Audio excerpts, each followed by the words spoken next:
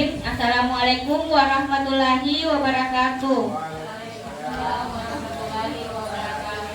Ya, yang terhormat Ibu Kepala UPT SMP Negeri 6 Labaka, yang kami hormati Bapak Ibu Guru SMP Negeri 6 Labaka. Alhamdulillahirabbil alamin.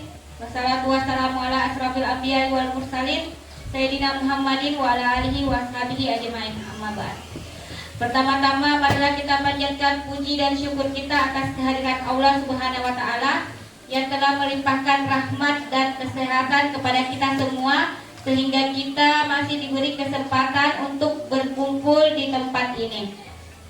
Dan tak lupa kita kirimkan salawat serta salam kepada junjungan Nabiullah Muhammad SAW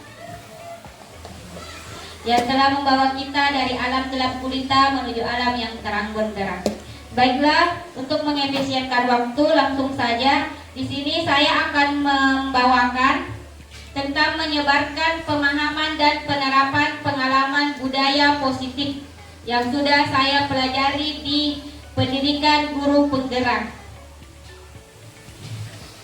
Adapun topik pembahasan yang saya akan sampaikan sebentar yaitu yang pertama ada tentang disiplin positif. Kemudian ada nilai-nilai kebajikan, teori motivasi, hukuman, penghargaan dan restitusi. Kemudian keyakinan kelas, kebutuhan dasar manusia, posisi kontrol guru, dan terakhir adalah segitiga restitusi. Jadi inilah topik pembahasan kita hari ini Bapak Ibu. Ya, sebelum kita masuk ke pembahasan, di sini ada tebak gambar. Ya, coba Bapak Ibu diperhatikan kira-kira apa maksud gambar yang di atas. Ya, minta uang. Oke. Selanjutnya masih ada satu gambar. Ya, ini rekening gendut.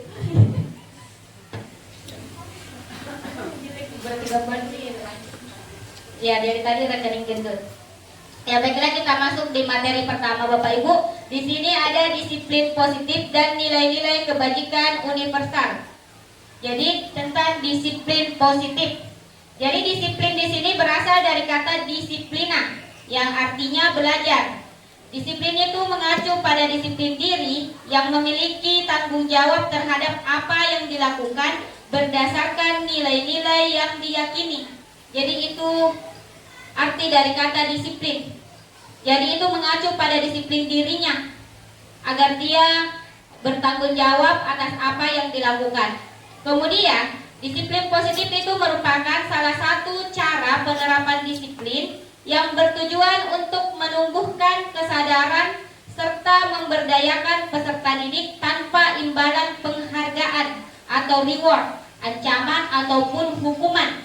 Jadi di sini disiplin positif itu tidak ada ancaman untuk melakukan sesuatu, tidak ada penghargaan ataupun reward, tetapi memang dalam dirinya dia melakukan disiplin, bersikap disiplin. Itu disiplin positif. Jadi sebagai pendidik, tujuan kita adalah menciptakan peserta didik yang memiliki disiplin diri sehingga mereka berperilaku mengacu kepada nilai-nilai kebajikan universal dan memiliki motivasi intrinsik dalam perubahan perilaku ke arah yang lebih baik. Jadi diharapkan nanti anak didik kita itu memiliki disiplin positif, maksudnya dia bertanggung jawab atas apa yang dilakukan tanpa ada imbalan atau penghargaan yang diharapkan. Itu disiplin positif. Kemudian ada nilai-nilai kebajikan. Di sini nilai yang disepakati bersama lepas dari suku bangsa, agama, bahasa maupun latar belakangnya. Adapun contoh nilai kebajikan institusi atau organisasi yang pertama itu ada dalam nilai-nilai profil pelajar Pancasila. Ya, mungkin Bapak Ibu guru selalu melaksanakan ini di sekolah tentang profil pelajar Pancasila, di mana profil pelajar Pancasila ini berisi tentang yang pertama, beriman dan bertakwa kepada Tuhan Yang Maha Esa dan berakhlak mulia, berkebinekaan global, gotong royong, mandiri, kreatif, dan bernalar kritis. Kemudian nilai kebajikan ada juga dari Ibu Primarias Program atau PIP. Nilainya itu tentang toleransi, rasa hormat, integritas, mandiri, menghargai, antusias, empati, keingintahuan, kreativitas, kerjasama, percaya diri, dan komitmen. Kemudian ada juga nilai dari keterampilan hidup atau life skill, yaitu dapat dipercaya, lurus hati, pendengar yang aktif, tidak mendengarkan orang lain, dan memberikan yang terbaik dari diri. Ya, untuk sekarang kita kan kurikulum merdeka di Indonesia itu nilai kebajikan yang sering kita lakukan itu kita berdasar pada profil pelajar Pancasila. Jadi itu tadi yang 7 nilainya, nilai kebajikan yang kita jalankan Bapak Ibu.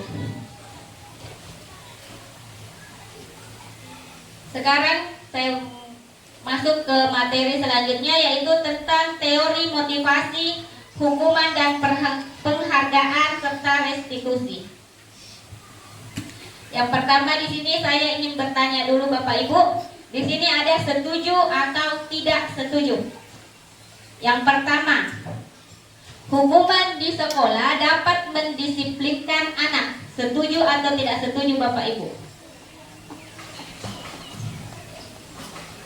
Kira-kira setuju atau tidak setuju kalau hukuman di sekolah itu dapat mendisiplinkan anak? Setuju. Ya, ada yang bisa berkomentar kenapa setuju?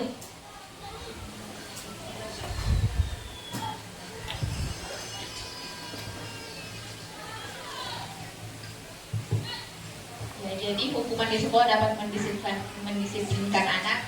Saya memberi pendapat setuju karena dalam hukuman tidak mesti mengarah ke hal-hal yang negatif atau yang menyakiti siswa.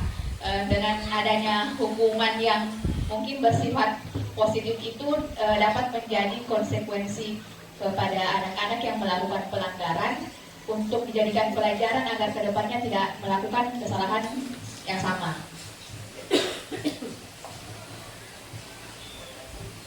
Ya, terima kasih Bu Rifka atas tanggapannya tentang hukuman di sekolah dapat mendisiplinkan anak. Masih ada jawaban yang lain? Sama semua? Ya, jadi tadi Bu Rifka katanya setuju tentang hukuman di sekolah dapat mendisiplinkan anak. Jadi Bapak Ibu semua setuju? Ya, oke, kalau begitu kita simpan dulu pertanyaannya. Kita lanjut ke pertanyaan kedua. Pemberian hukuman dengan hal positif seperti membaca atau membersihkan halaman sekolah dapat meningkatkan disiplin anak. Setuju atau tidak setuju? Kira-kira Bapak Ibu setuju atau tidak setuju kalau ada pemberian hukuman dengan hal positif seperti membaca atau membersihkan halaman sekolah dapat meningkatkan disiplin anak? Setuju? Ada yang bisa berkomentar? Bapak Ibu? Setuju semua? Alasannya? Jadi alasannya tadi mungkin sama seperti yang disampaikan Ibu Rif tadi, karena hampir sama pemberian hukuman dengan hal positif. Ya, jadi kita lanjut ke pertanyaan ketiga. Memberi penghargaan dapat meningkatkan motivasi belajar anak. Setuju atau tidak setuju? Setuju. Selanjutnya, membuat anak merasa bersalah memberi dampak lebih ringan dibandingkan menghukum. Jadi membuat anak merasa bersalah itu memberi dampak lebih ringan dibandingkan menghukum. Setuju atau tidak setuju? Membuat anak merasa bersalah dengan apa yang dilakukan itu memberi dampak lebih ringan dibanding dengan menghukum. Setuju atau tidak setuju Bapak Ibu? Setuju juga. Ada yang bisa memberikan komentar? Bu Suri, ya boleh.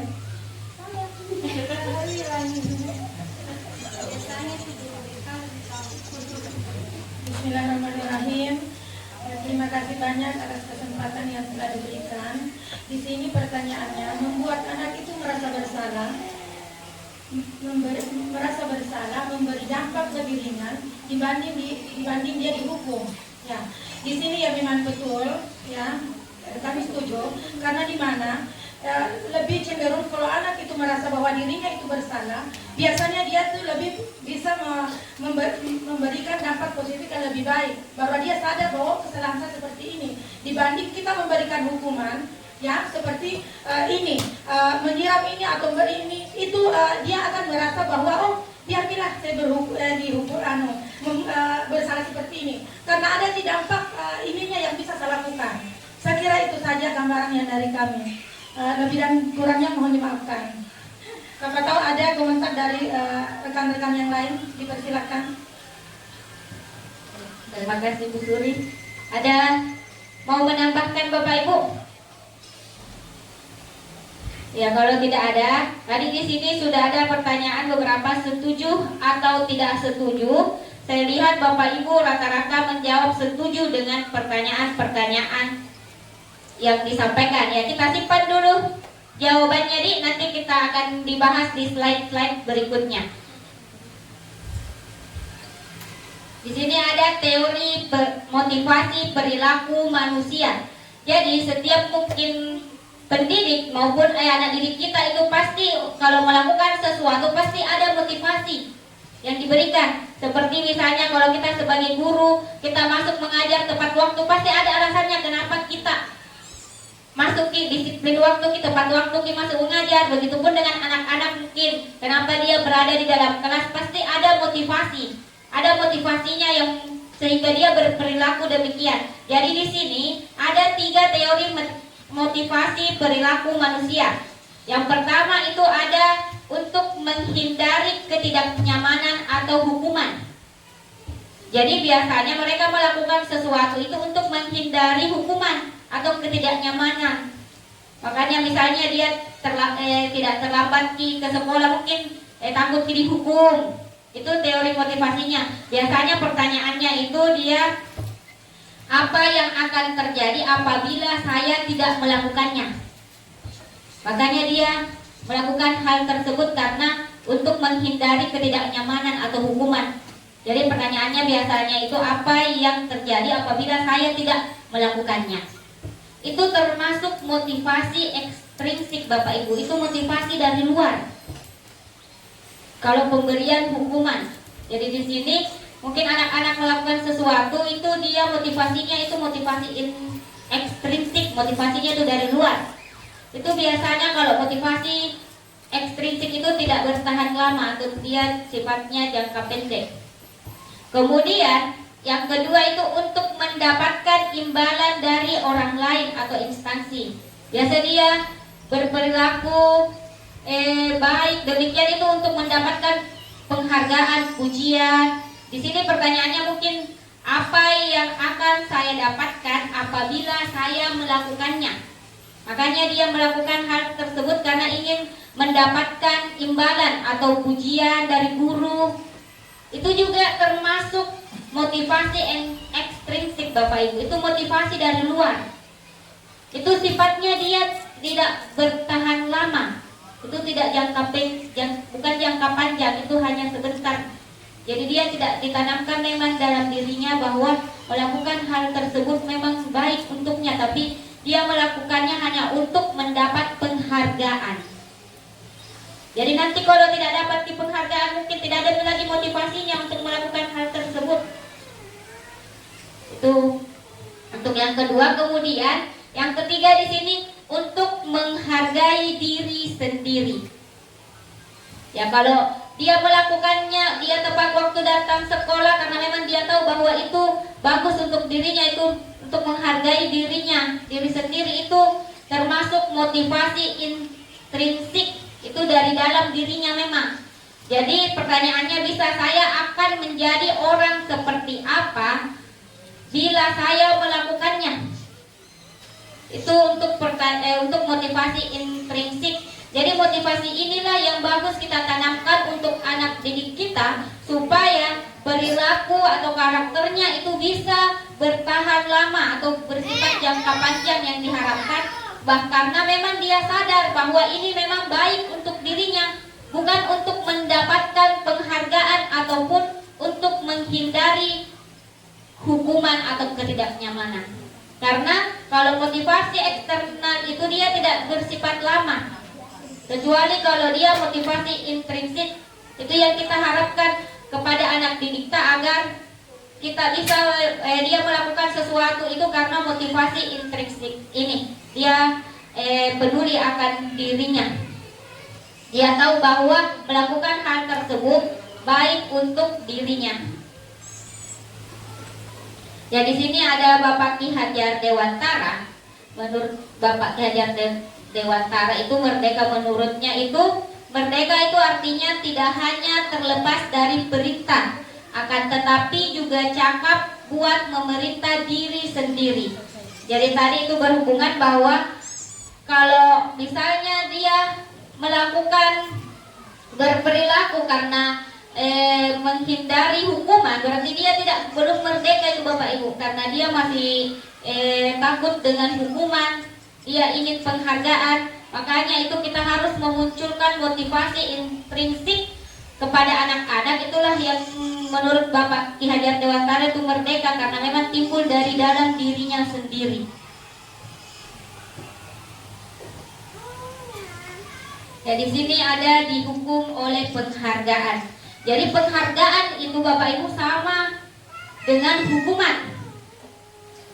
Jadi kalau kita memberikan penghargaan kepada anak didik kita, sebenarnya itu sama aja kalau kita memberikan juga hukuman. Dalam arti meminta atau membujuk seseorang melakukan sesuatu untuk memenuhi suatu tujuan tertentu dari orang yang meminta atau membujuk. Dorongannya eksternal dan akan ada faktor ketergantungan. Jadi ini yang tadi, kalau kita memberikan penghargaan ataupun hukuman itu dia dorongannya eksternal dari luar. Jadi pasti itu ketergantungan. Dia berperilaku baik karena takut dihukum. Dia berperilaku baik karena mau mungkin mendapatkan pujian atau penghargaan dari dirinya. Jadi nanti kalau tidak dikasih pujian sama itu anak, sama tidak dikasih penghargaan, mungkin mereka tidak melakukan hal baik tersebut lagi, berhenti nih. Makanya kita harus memunculkan motivasi intrinsiknya tadi. Kemudian di sini dihukum oleh penghargaan itu yang pertama, contohnya ada penghargaan menghukum. Ya, yang mana dimaksud dengan penghargaan menghukum di sini Bapak Ibu?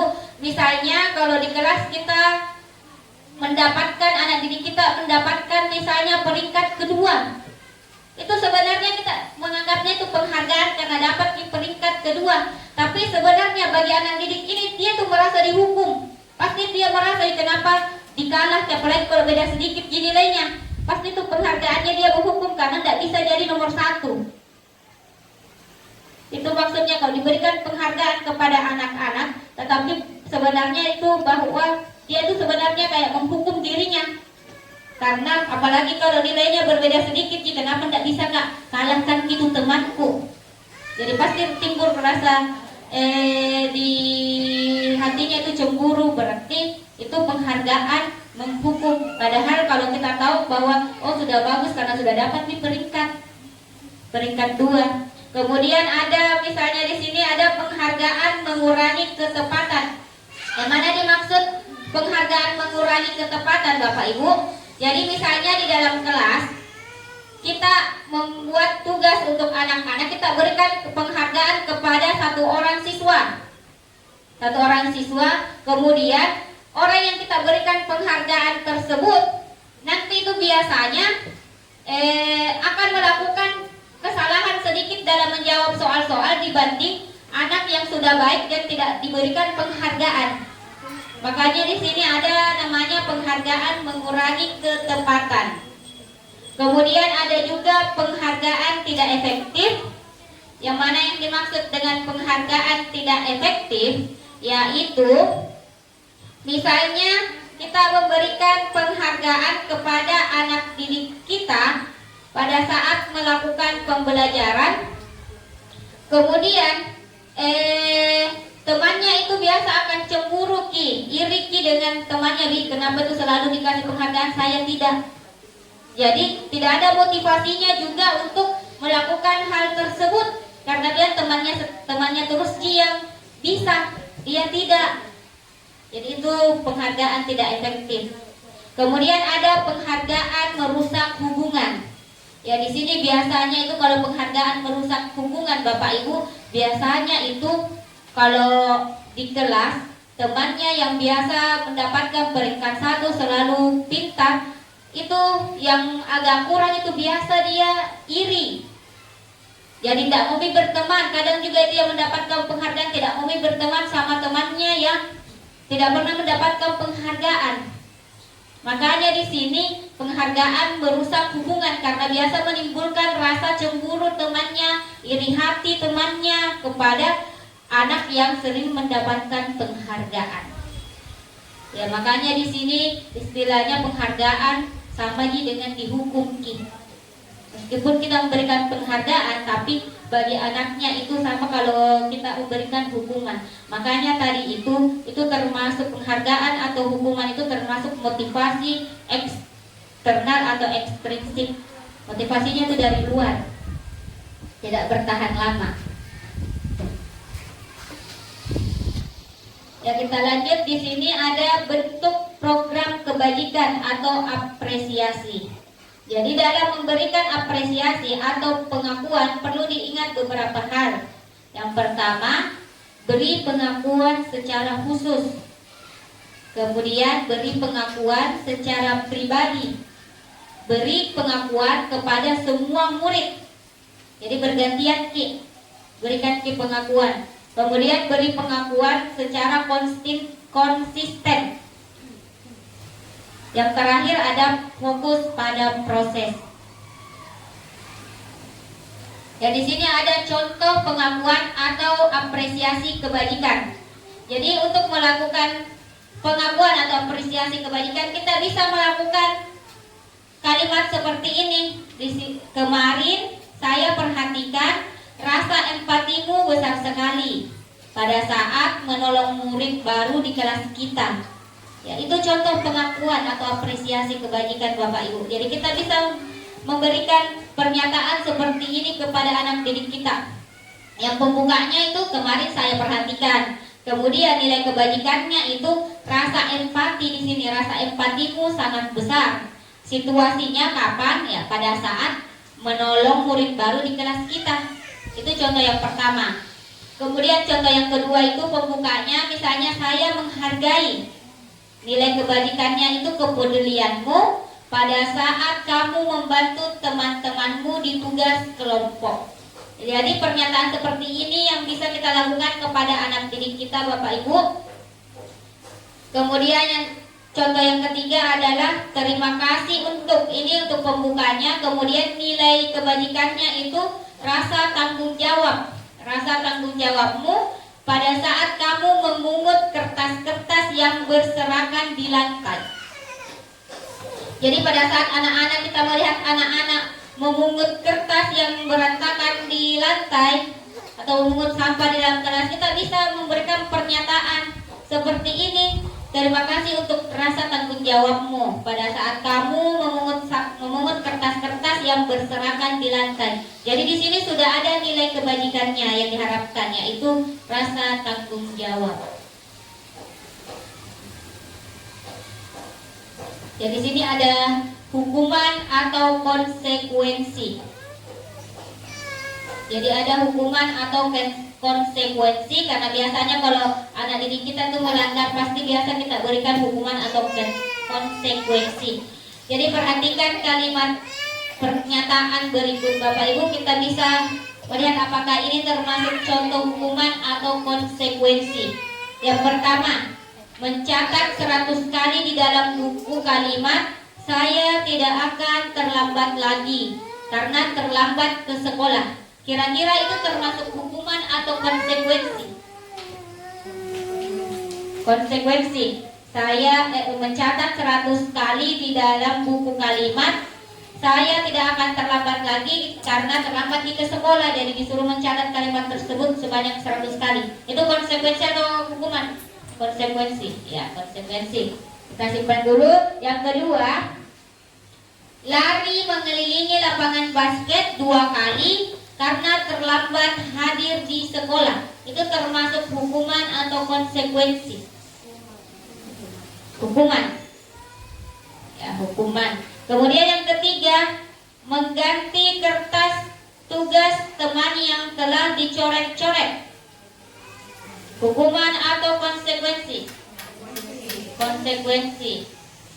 Selanjutnya, membersihkan tumpahan air di meja tulis karena tersenggol pada saat belajar. Hukuman atau konsekuensi? Konsekuensi.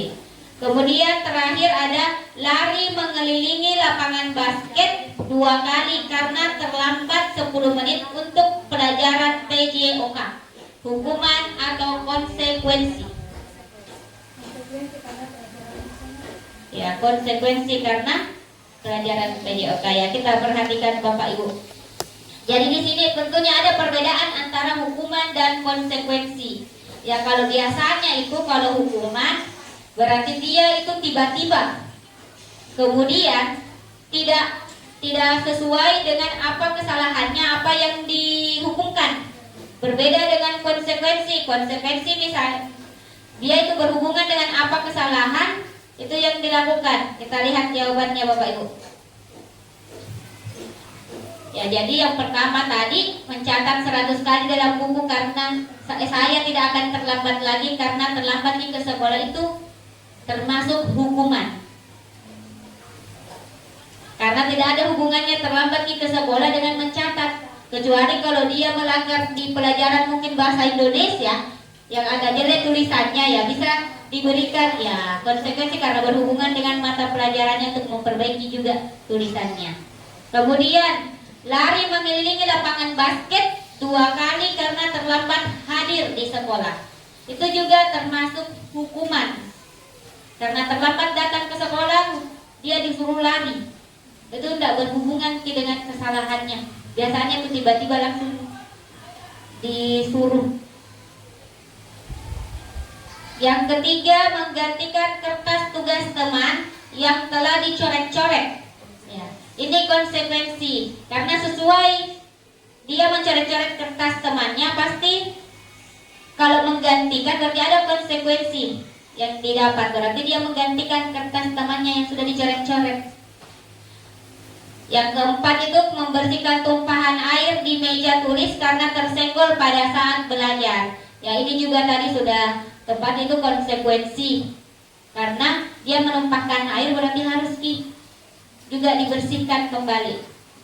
Yang terakhir, lari mengelilingi lapangan basket 2 kali karena terlambat 10 menit untuk pelajaran PJOK.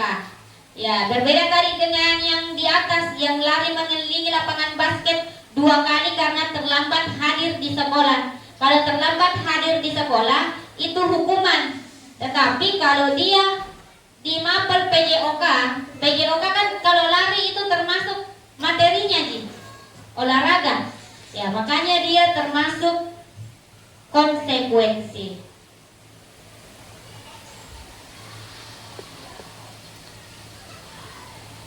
Ada pertanyaan Bapak Ibu? Dari kalau begitu saya lanjut saja. Sekarang kita masuk di materi keyakinan kelas.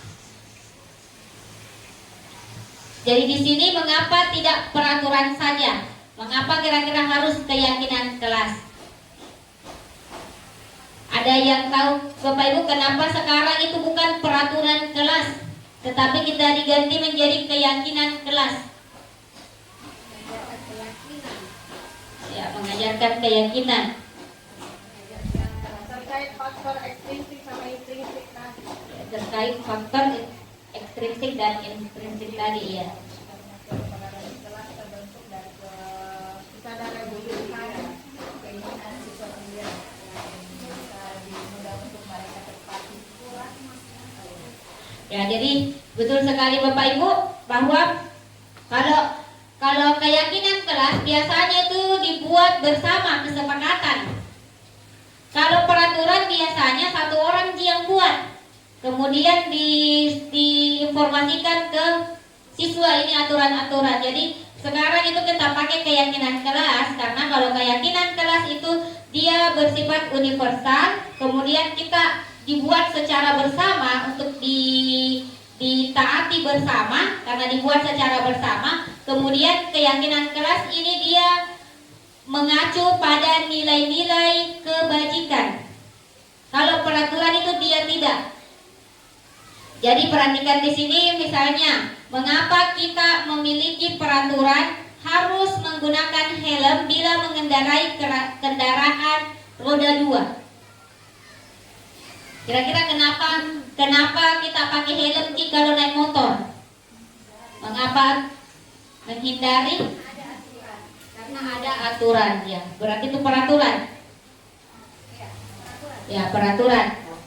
Kira-kira kenapa pakai Ki? Karena menghindari itu tadi aturan, berarti takut ditilang ya Ibu. Ya, itu salah satunya. Ya, kayak ini yang nilai kebajikannya untuk kalau kecelakaan tidak parah, berarti itu untuk keselamatan. Ya, berarti di sini ada nilai kebajikannya. Jadi keyakinan itu harus ada nilai kebajikannya. Jadi kita memakai helm itu usahakan untuk keselamatan, bukan karena takut ditilang polisi. Ya. Kemudian mengapa kita memiliki peraturan membuang sampah di tempatnya? Kira-kira biasanya ada peraturan tak membuat sampah pada tempatnya. Kira-kira untuk apa itu? Mengajarkan anak tentang keindahan, kebersihan. Jadi ya itu sudah tepat sekali. Jadi itu yang dikatakan Ibu Kepala Sekolah, bahwa di situ ada nilai kebajikan. Kita menanamkan kepada anak untuk keindahan, kebersihan lingkungan, supaya lingkungan kita tidak kotor. Selanjutnya, mengapa kita memiliki peraturan harus datang tepat waktu pada saat mengikuti pelatihan atau pembelajaran? Ya, melatih kedisiplinan. Jadi itu semua adalah nilai-nilai kebajikan yang kita harapkan.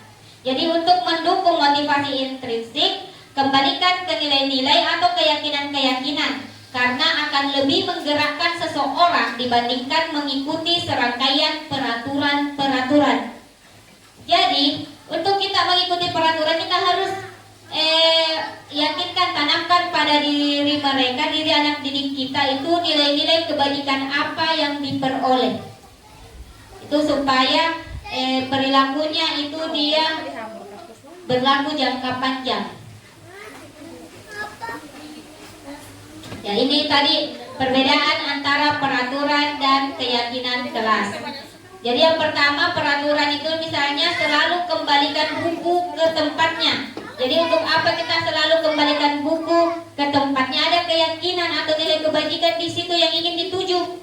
Yang ingin dituju adalah nilai tanggung jawab. Kemudian kalau ada peraturan, dilarang mengganggu orang lain. Tentu ada keyakinan atau nilai kebajikan yang dituju di situ. Nilai kebajikannya yaitu menghormati orang lain dan diri sendiri. Kemudian kalau ada peraturan, hadir di sekolah 15 menit sebelum pembelajaran dimulai. Di situ pasti juga ada nilai kebajikan yang dituju, yaitu kedisiplinan, komitmen pada tujuan atau berkomitmen. Kemudian ada peraturan dilarang melakukan kekerasan. Jadi keyakinan atau nilai kebajikan yang dituju yaitu untuk keselamatan, menghormati orang lain. Kemudian dilarang menggunakan narkoba. Kan biasanya peraturan dilarang menggunakan narkoba itu untuk apa? Untuk kesehatan. Bergantian atau menunggu giliran. Misalnya ini saat ada antrian itu biasanya kan ya, di situ ya melatih kesabaran, yang hormati juga orang lain yang di depan, tak masa langsung mau menyosor ya. Kemudian gunakan masker. Ini biasa pada saat COVID ya, ini untuk kesehatan. Kemudian jangan berlari di kelas atau koridor. Ini ya untuk keselamatan dan keamanan juga. Jadi ini perbedaan antara peraturan dan keyakinan. Jadi tadi kalau keyakinan dia itu khusus pada nilai-nilai kebajikan yang ingin dituju. Ya, jadi untuk pembentukan keyakinan kelas. Jadi pembentukan keyakinan kelas itu bersifat abstrak, berupa pernyataan universal, dibuat dalam pernyataan positif. Biasanya itu sedikit saja agar mudah diingat. Kemudian sesuai dengan kondisi kelas dan sekolah sehingga mudah untuk diterapkan. Yang terakhir itu semua warga sekolah atau warga kelas dilibatkan saat membuat keyakinan kelas. Jadi diharapkan Bapak Ibu di awal masuk ke kelas itu, baik mungkin ini wali kelas biasanya itu kesepakatannya dengan anak walinya. Ya, tapi guru maper itu biasa juga ada kesepakatan dengan pada saat masuk pertama di pembelajaran di kelas. Ya, pasti kita membuat keyakinan kelas. Ini ada dokumentasi saya yang pernah saya lakukan pada saat membuat keyakinan kelas di kelas. Jadi pertama itu saya untuk membuat keyakinan kelas, pertama saya membagikan dulu sticky note, kemudian siswa itu menulis apa yang bisa dilakukan atau yang tidak boleh dilakukan di dalam kelas. Jadi mereka menuliskan di kertas, di sticky note tersebut apa yang bisa dilakukan dan yang tidak bisa dilakukan di kelas. Kemudian setelah siswa menuliskan di kertas atau di sticky note tersebut, kemudian dia ditempel di papan tulis, Bapak Ibu, ditempel. Setelah sudah semua siswa menuliskan aturan yang boleh atau tidak dilakukan di dalam kelas, kemudian kita bahas bersama. Saya bahas bersama mereka apa aturan yang ingin disepakati. Ada biasanya itu setiap anak-anak menulis, kadang itu ada yang sama. Ada yang sama, jadi kita samakan tempat posisinya itu yang sama, kemudian yang berbeda. Kita lihat lagi kembali itu aturan, kita bahas lagi satu-satu aturan yang sudah ditulis oleh anak didik kita. Setelah aturan sudah disepakati, kita buat aturan tersebut menggunakan pernyataan positif. Misalnya, anak-anak kemarin itu ada menulis dilarang mengganggu teman di dalam kelas pada saat pembelajaran. Ya, jadi itu bukan kalimat positif. Jadi kita ubah menjadi pernyataan positif, kita ganti menjadi saling menghargai antar teman di dalam kelas. Ya, jadi itu Bapak Ibu yang sudah saya lakukan. Kemudian setelah membuatnya dalam kalimat positif, saya juga itu untuk menyepakati keyakinan kelas secara bersama. Saya minta mereka untuk naik satu-satu untuk tanda tangan, Bapak Ibu. Jadi itu tanda tangan berarti itu kesepakatan kami semua, berarti itu sudah sepakat nih mereka. Jadi ini untuk tanda tangannya, biar kemarin itu saya lakukan, saya semua siswa tanda tangan. Tapi bisa juga Bapak Ibu untuk dilakukan itu boleh perwakilan saja, misalnya ketua kelas dan guru yang tanda tangan. Jadi ini contoh keyakinan kelas yang sudah saya terapkan kemarin di kelas Bapak Ibu.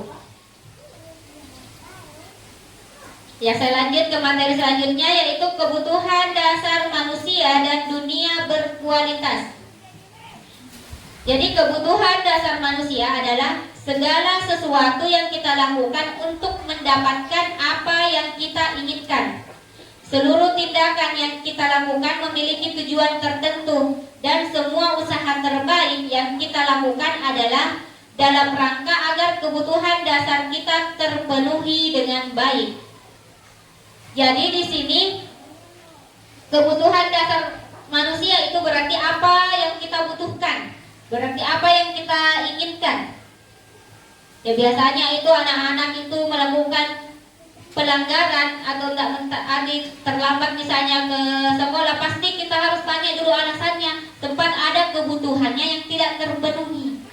Jadi kita lihat di sini ada beberapa kebutuhan dasar manusia. Jadi ada 5 kebutuhan dasar manusia. Yang pertama itu ada kebutuhan bertahan hidup. Ya, kalau ini kebutuhan bertahan hidup itu seperti misalnya makan, minum, rumah tempat tinggal, keamanan, kesehatan itu kebutuhannya untuk bertahan hidup. Kemudian kebutuhan yang kedua itu adalah kasih sayang dan rasa diterima. Jadi misalnya rasa diterima, dipedulikan, berbagi, kerjasama menjadi bagian dalam kelompok. Itu termasuk kebutuhan. Yang ketiga itu ada kebutuhan penguasaan. Jadi di sini nilainya itu misalnya harga diri, keinginan untuk dianggap, memimpin, berprestasi, diakui dan didengar. Kebutuhan selanjutnya adalah kebutuhan akan kebebasan. Jadi kebutuhan akan kebebasan seperti mandiri, memiliki pilihan, mencoba hal yang baru, mampu mengendalikan arah dirinya. Kebutuhan yang terakhir yaitu kebutuhan akan kesenangan. Kesenangan misalnya bermain, humor, antusiasme, dan tertawa. Jadi anak-anak ini atau manusia itu memiliki 5 kebutuhan dasar. Jadi pasti itu ada, kalau kita melakukan kesalahan pasti itu ada sebab atau alasannya. Ya, kita harus lihat apakah ada di antara kelima kebutuhan ini yang tidak terpenuhi. Ya, di sini ada contoh Bapak Ibu, boleh diperhatikan. Di sini misalnya ada contoh Bimo, seorang anak TKB, selalu berlari keluar kelas menuju jalan raya di depan sekolahnya yang ramai dengan kendaraan. Tingkahnya membuat guru, Bu Ani, bingung dan seringkali lari mengejarnya. Ada beberapa kemungkinan jawaban yang diberikan Bimo. Kemungkinan jawabannya pertama yaitu misalnya, aku senang main kejar-kejaran dengan ibu guru, seru. Kira-kira ini termasuk kebutuhan apanya ini yang ingin dipenuhi? Ya, kesenangan kita lihat. Ya, betul sekali Bapak Ibu. Jadi di sini sudah jelas, di sini aku senang main kejar-kejaran dengan ibu guru, seru. Berarti dia itu kebutuhannya yang tidak terpenuhi adalah kebutuhan kesenangan. Makanya dia keluar lari-lari. Kalau jawaban Bimo seperti ini Bapak Ibu, ibu guru kejar aku karena ibu guru sayang aku. Jadi kebutuhan apanya yang tidak terpenuhi? Cinta dan kasih sayang. Ya, betul sekali Bapak Ibu. Karena di sini ibu guru kejar aku karena ibu guru sayang aku. Berarti kebutuhan yang tidak terpenuhi adalah kebutuhan akan cinta dan kasih sayang. Kalau ini Bapak Ibu, aku hebat kan, bisa bikin ibu guru kejar aku. Jadi ini kira-kira kebutuhan apanya yang tidak terpenuhi?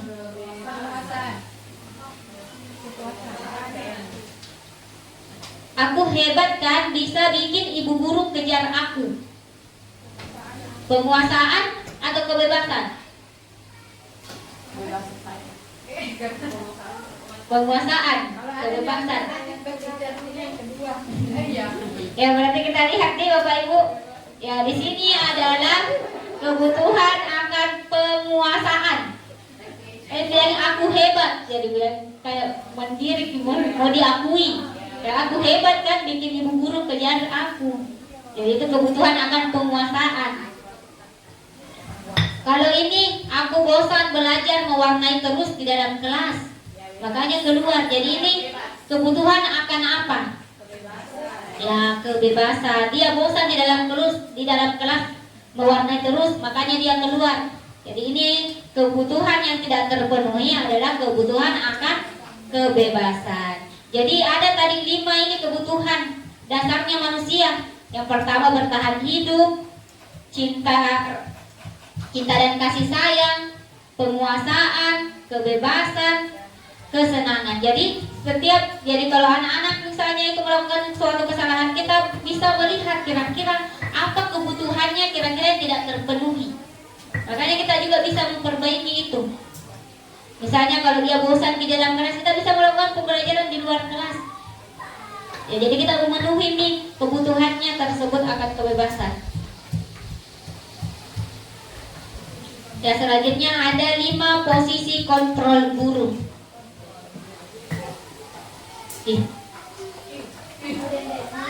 Dulu ya Bapak Ibu.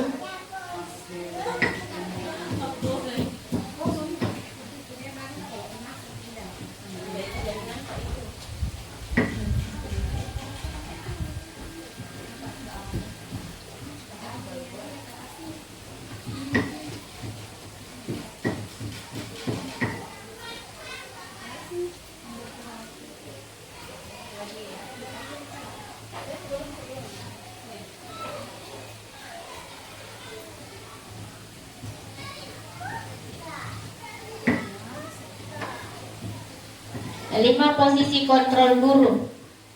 Jadi ada 5 posisi kontrol guru. Ada posisi kontrol penghukum, pembuat merasa bersalah, teman, pemantau, dan manajer.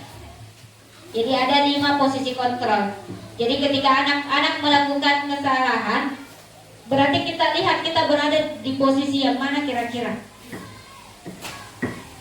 Jadi perhatikan di sini ada motivasi. Jadi kelima tadi posisi kontrol itu sebenarnya ada yang identitas gagal. Contohnya itu misalnya menghukum dan membuat orang merasa bersalah.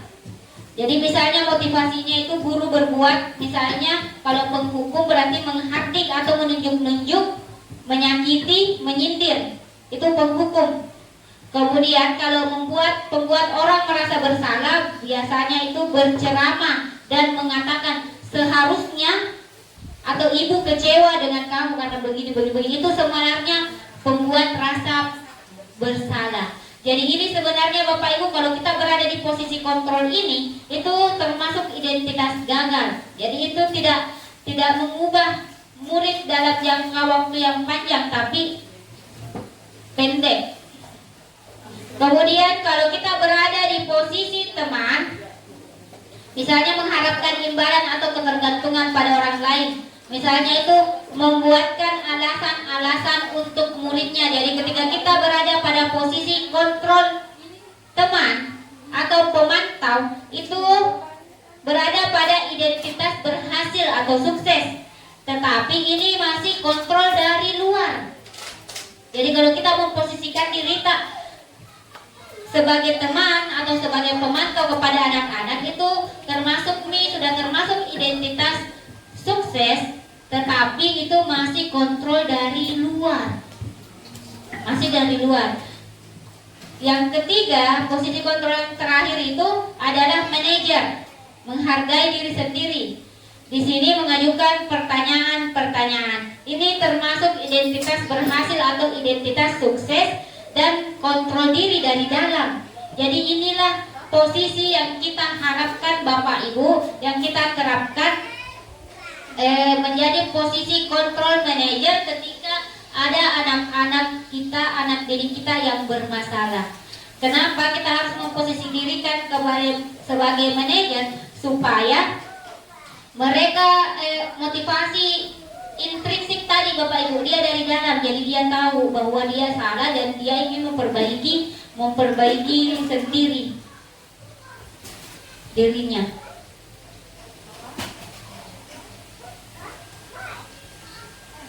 Jadi di sini contoh penerapan 5 posisi kontrol. Misalnya ada kasus Bapak Ibu, kasusnya itu misalnya siswa tidak memakai atribut lengkap saat upacara bendera. Jadi ketika siswa tidak memakai atribut lengkap saat upacara bendera, kemudian guru itu menghukum atau memberi hukuman berupa hormat pada bendera selama 1 jam. Berarti kita termasuk dalam posisi kontrol penghukum Bapak Ibu. Jadi kalau posisi kontrol penghukum tadi itu identitas gagal. Kemudian kalau siswa tidak memakai atribut lengkap saat upacara bendera, kita berkata kepada siswa tersebut, berapa kali ibu bapak harus memberitahu kamu? Kamu selalu saja mengecewakan ibu atau bapak. Berarti itu pembuat merasa bersalah. Jadi kita memberikan pernyataan, ditanya ke anak-anak berapa kali masih mau ditanya, selalu membuat kecewa, berarti itu termasuk pembuat merasa bersalah Bapak Ibu. Ini juga termasuk identitas gagal. Kemudian kalau kita mengatakan ayo dong ikuti aturan sekolah, tolong bantu ibu bapak ya sekali ini, ya sudah tidak apa-apa, lain kali jangan sampai berbuat seperti ini lagi ya. Berarti kita memposisikan diri kita itu sebagai teman kepada siswa kita. Karena kita berkata ayo dong ikuti aturan, tolong bantu bapak ibu ya sekali ini, Ya sudah, tidak apa-apa, lain kali jangan sampai berbuat seperti ini lagi ya. Berarti kita posisikan diri kita sebagai teman. Kemudian kamu sudah melanggar peraturan sekolah, kamu tahu konsekuensinya. Setelah upacara, kamu beli atributnya ke koperasi dan jangan diulang lagi. Kalau kita mengatakan hal seperti ini kepada siswa atau kepada murid kita, berarti kita termasuk posisi kontrol pemantau. Kemudian kalau kita mengatakan, apakah kamu tahu kesalahanmu? Kira-kira bagaimana kamu memperbaiki kesalahanmu? Itu termasuk posisi kontrol manajer. Ya, yang inilah yang kita harapkan Bapak Ibu, kita berada di posisi kontrol manajer.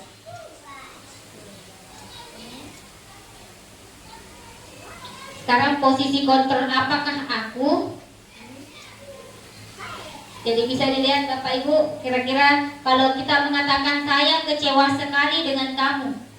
Dari kelima tadi posisi kontrol, kira-kira ini termasuk posisi kontrol apa? Membuat merasa bersalah, ya, betul sekali Bapak Ibu. Jadi kalau kita mengatakan saya kecewa sekali dengan kamu, berarti kita masuk di posisi kontrol pembuat merasa bersalah. Kemudian kalau kita mengatakan kamu tidak pernah benar melakukannya, berarti ini posisi kontrol penghukum. Ya, betul sekali. Jadi kamu tidak pernah benar melakukannya, berarti kita berada di posisi kontrol penghukum. Kalau ini Bapak Ibu, apa rencanamu untuk menyelesaikan masalah ini?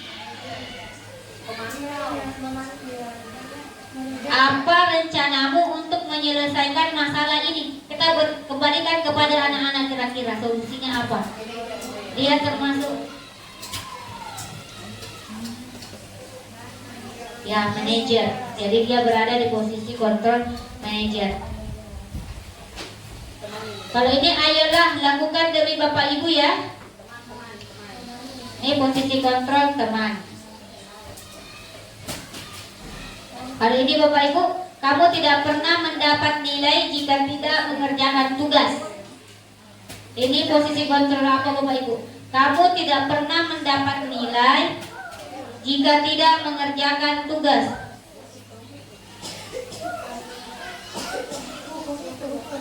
Apa ini Bapak Ibu? Ini pemantau. Kamu tidak pernah mendapat nilai jika tidak mengerjakan tugas, berarti dia pemantau, mengingatkan Ki. Jadi masih pemantau. Iya. Jadi dia posisi kontrol pemantau. Ya, jadi supaya kita berada di posisi manajer Bapak Ibu, kita bisa melakukan segitiga restitusi. Ketika anak bermasalah, jadi kita tidak bisa langsung memberikan hukuman, atau kita tidak boleh langsung di posisi kontrol penghukum Bapak Ibu. Karena tadi sudah dilihat bahwa kalau kita posisi penghukum itu berarti kita masih di motivasi ya ekstrisik, dan identitasnya itu identitas gagal.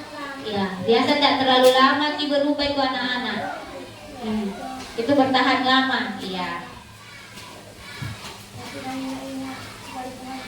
Iya. Jadi segitiga restitusi. Jadi segitiga restitusi ini suatu proses dialog yang dijalankan oleh guru agar dapat menghasilkan murid yang mandiri dan bertanggung jawab. Jadi ini kita, kalau ada siswa bermasalah, ya kita berdialog dengan dia supaya kita bisa mencari tahu apa kira-kira ya sempat ada kebutuhan yang tidak terpenuhi. Ya, jadi kita harus melakukan ini posisi kontrol, itu posisi kontrol manajer. Ya, posisi kontrol manajer dengan menerapkan ini segitiga restitusi yang tadi berdialog. Di tahapan segitiga restitusi ini ada 3 tahapan Bapak Ibu. Yang pertama itu ada menstabilkan identitas. Kemudian ada validasi tindakan yang salah. Dan yang ketiga ada menanyakan keyakinan. Jadi yang pertama menstabilkan identitas. Biasa itu nama lainnya itu dikasih enak dulu perasaannya itu anak-anak. Yang kita langsung dikata-kata dari salah Ki. Begini kita stabilkan Ki dulu identitasnya. Berdasarkan prinsip membuat kesalahan adalah bagian dari proses pembelajaran. Jadi itu prinsipnya menstabilkan identitas Bapak Ibu. Kita prinsipnya itu membuat kesalahan adalah bagian dari proses pembelajaran. Jadi tidak langsung dibilang salah Ki memang, tapi kita harus berikan pertanyaan-pertanyaan. Misalnya berbuat salah itu wajar, berarti tidak langsung menyalahkan siswa di sini Bapak Ibu. Kita menstabilkan dulu identitasnya. Atau mungkin kita bisa mengatakan tidak ada manusia yang sempurna. Ibu bapak juga pernah melakukan itu. Ibu bapak tidak mau mencari siapa yang salah, tapi ibu bapak ingin mencari solusi dari permasalahan ini. Jadi ini kita stabilkan dulu identitasnya ini anak-anak. Kita tidak langsung menyalahkan mereka atas apa yang diperbuat, tetapi kita bisa mengatakan di sini Bapak Ibu tidak mau mencari siapa yang salah, tetapi kita di sini untuk mencari solusi sama-sama dari permasalahan ini. Kita stabilkan dulu identitasnya. Atau bisa kita mengatakan bahwa kamu berhak merasa begitu kalau misalnya kesalahannya. Ini untuk menstabilkan identitas Bapak Ibu. Kemudian tahapan yang kedua adalah validasi tindakan yang salah. Jadi validasi tindakan yang salah itu berdasarkan prinsip setiap perilaku berupaya memenuhi suatu kebutuhan tertentu. Jadi validasi tindakan yang salah, misalnya pasti anak-anak melakukan tersebut pasti ada alasannya. Jadi kita tidak langsung marah, tapi kita berdialog, ditanyakan, kita validasi tindakan yang salah. Misalnya kita bisa berkata, kamu pasti punya alasan mengapa melakukan hal itu. Atau bisa mengatakan, padahal kamu bisa melakukan yang lebih buruk dari ini ya. Ya kalau lebih buruk maksudnya lebih parah lagi kesalahannya, berarti kita bilang maksudnya di sini kita validasi tindakan yang salah. Salah memang apa yang dilakukan, tapi pasti ada lagi yang lebih salah daripada itu. Itu maksudnya. Kemudian kamu patut bangga karena telah melindungi sesuatu yang penting buatmu. Atau bisa mengatakan kamu melakukannya karena mempertahankan sesuatu yang penting bagimu. Jadi ini validasi tindakan yang salah. Di sini kita menanyakan kira-kira apa penyebabnya, apa alasannya mereka melakukan hal tersebut. Ini tahapan yang kedua. Kemudian tahapan yang terakhir dari segitiga restitusi Bapak Ibu yaitu menanyakan keyakinan. Jadi menanyakan keyakinan di sini itu berdasarkan prinsip teori kontrol bahwa pada dasarnya kita termotivasi secara intrinsik. Berarti termotivasi dari dalam diri. Misalnya kita bisa berkata, apa keyakinan kelas kita? Diingatkan kembali apa keyakinan kelasnya. Nilai-nilai apa yang telah disepakati bersama? Seperti apa gambaran sebuah kelas yang ideal menurut kamu? Berarti kalau sudah dijawab, berarti dia tahu sendiri itu kesalahannya. Kalau kita memberikan pertanyaan seperti ini Bapak Ibu, dia akan menyadari sendiri apa yang dilakukan itu tidak benar, jadi dia bisa memperbaiki sendiri kesalahannya nantinya. Kemudian kita bisa mengatakan kamu ingin menjadi orang yang seperti apa. Pasti dia akan menyadari bahwa oh memang perilaku saya itu salah. Makanya kita sebagai pendidik tadi diharapkan memiliki posisi kontrol sebagai manajer. Itu yang diharapkan Bapak Ibu. Jadi kita diharapkan sebagai posisi kontrol manajer ketika anak didik kita bermasalah dengan menerapkan segitiga restitusi. Ya baiklah Bapak Ibu, di sini adalah contoh penerapan segitiga restitusi yang sudah saya lakukan kepada salah satu siswa yang tidak memakai seragam lengkap saat upacara bendera hari Senin. Jadi diperhatikan Bapak Ibu. Assalamualaikum. Waalaikumsalam. Silakan duduk mana? Ini kira-kira kamu tahu kenapa ibu panggil begini? Ya, bertanya. Sebelumnya ibu bertanya. Tadi kamu ikut upacara bendera kan?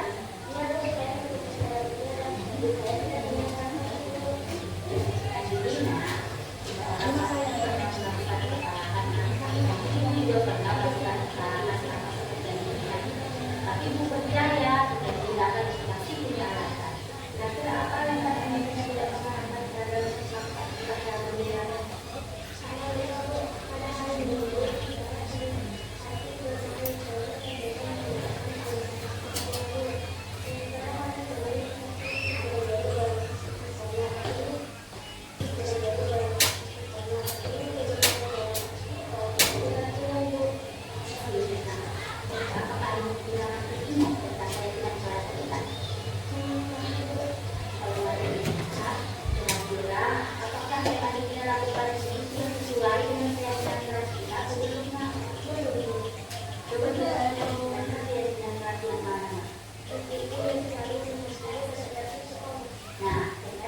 tahu.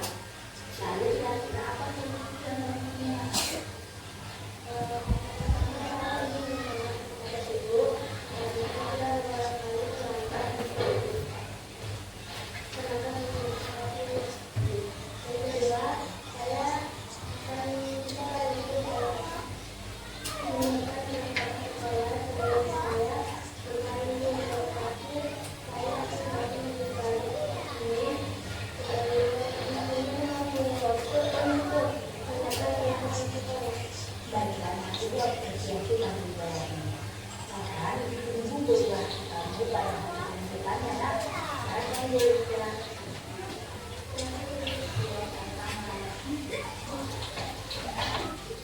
Ya baiklah Bapak Ibu, itulah tadi contoh penerapan segitiga restitusi yang sudah saya terapkan di sekolah. Jadi ada pertanyaan Bapak Ibu? Ada yang ingin ditanyakan atau memberikan tanggapan? Ya kalau tidak ada, saya akan berikan kesimpulan sedikit bahwa di sini ada 5 kebutuhan dasar yang harus dipenuhi oleh manusia tadi. Yang pertama ada bertahan hidup, cinta dan kasih sayang, kebutuhan akan kebebasan, kesenangan, dan kepenguasaan. Jadi ketika anak didik kita bermasalah, kita harus mencari tahu dulu apa kira-kira kebutuhan yang tidak terpenuhi. Jadi kita cari tahu dulu apa kebutuhan yang tidak terpenuhi. Kemudian setelah itu kita harus memposisikan diri kita sebagai posisi kontrol manajer Bapak Ibu. Tadi kan ada 5 posisi kontrol seorang guru. Ada posisi kontrol sebagai penghukum, pembuat merasa bersalah, teman, pemantau, dan posisi kontrol manajer. Ya tadi kita sudah lihat bahwa yang paling baik yang untuk diterapkan adalah posisi kontrol manajer dengan menerapkan tadi segitiga restitusi. Jadi diharapkan Bapak Ibu nantinya ketika ada siswa kita yang bermasalah, kita bisa menerapkan segitiga restitusi dengan 3 tahapan tadi. Ya baiklah, sampai di sini pertemuan kita hari ini. Terima kasih Bapak Ibu telah meluangkan waktunya. Saya akhiri dengan ucapan Assalamualaikum warahmatullahi wabarakatuh.